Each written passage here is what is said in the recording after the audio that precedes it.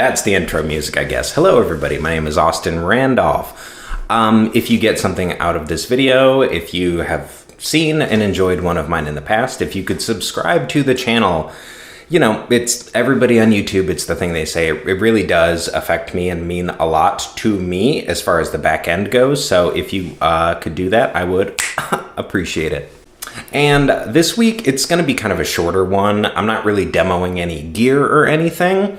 I'm talking about fretboard radius. So this all kind of came about from a video I put out on TikTok, just because the deeper you go down the guitar rabbit hole as far as specs go, there are so many things that people think are the end-all be-all, the most important little specific spec in the world. Just the first example off the top of my head.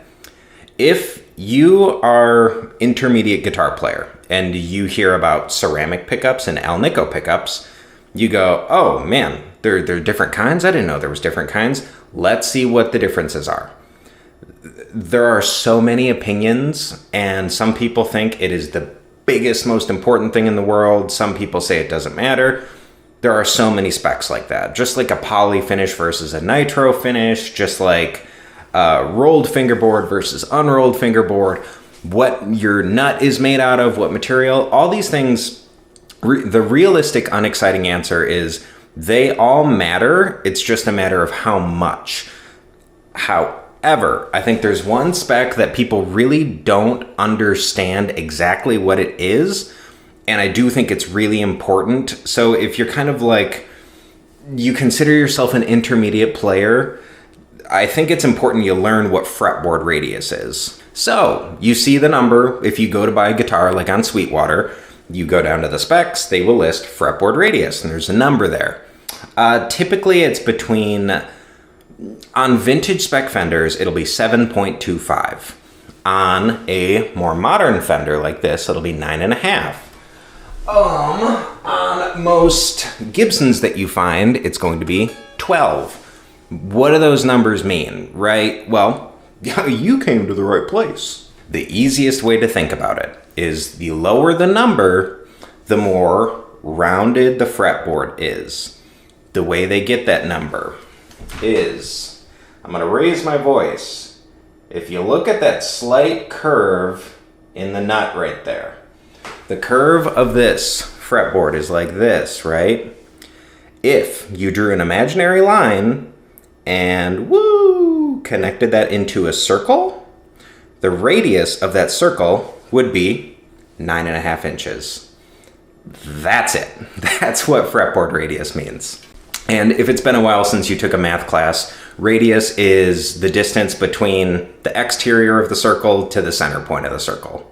Diameter is the full distance, radius is half that. That's really it. I mean, the thing is, people will go to war over something, it's unplayable, whatever. Here's what it typically means. What it typically means is that your big brands like Fender and Gibson, with the models that they're putting out, their flagship models to the general public, they're typically gonna be a medium fretboard radius, like 9.5 and 12, like I said. Because when you start getting into the vintage spec Fenders from like 50s, early 60s, or I guess 50s and 60s, 7.25 is going to be a more round fretboard radius, creating a tighter circle, making a shorter distance for that radius. If you follow what I mean, as far as like would that be geometry? Sounds like geometry. What people say about that is that for your cowboy chords, it's more comfortable, it's more ergonomic for kind of a clinching shape that your hand makes, right? Because your fingers are rounded when they're pressing down. That makes sense. As you start to get into the wider, so Gibson's 12, Ibanez, in like some of the more shreddy brands, go up to like 16, 14 inch fretboard radius. That's really flat. What that means is that when you're shredding and you're bending like crazy and you're reaching and you're trying to hit something 8 frets away with your pinky, it's going to be easier to do that any of the tapping stuff. Think like the super technical stuff, right? It's going to be easier to do that, and you're going to be able to more accurately hit the note that you're trying to achieve. But the downside, if you have a crazy flat, say that 3 times fast, crazy flat fretboard radius, is that when you're going to form a shape with your hand, right? Like a major chord, your hand is naturally doing this motion to press down and make a chord. That's not really conducive to a super flat fretboard, so you're going to have to manipulate your hand a little bit. So they're good for different things. It all kind of boils down to your style of playing. What do you mostly do? That's why Fender and Gibson typically pick a more middle of the range fretboard radius, because with the 9.5 with a 12, their target demo is doing a healthy mix of like bar chord, bluesy licks, rock and roll stuff.